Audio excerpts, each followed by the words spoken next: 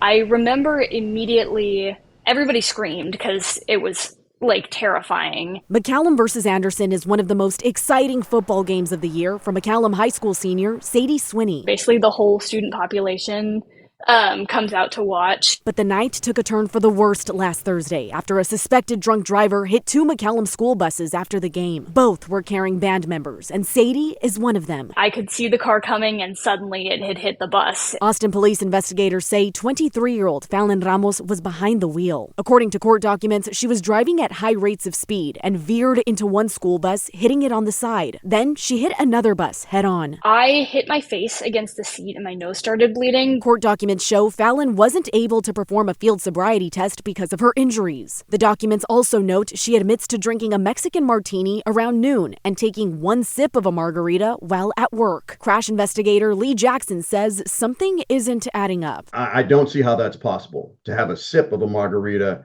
and 11 hours to be impaired. Fallon is facing a misdemeanor DWI charge after investigators say she showed signs of intoxication, like slurred speech, the odor of alcohol, bloodshot eyes, and disorientation. The reason a misdemeanor as opposed to a felony charge was brought was because there was no serious bodily injury that we know of, at least at this time. Students suffered only minor injuries in the crash, and former prosecutor Quentin Brogdon says as unfortunate as the crash was, additional charges may be off the table. And according to the court records, there were no previous DWI. It appears that this is only being viewed as a misdemeanor, and that appears to be true because there's no appearance, at least, of serious bodily injury. Sadie says the experience was a nightmare, but for now, she's grateful for her community. We're just a really resilient band as a whole.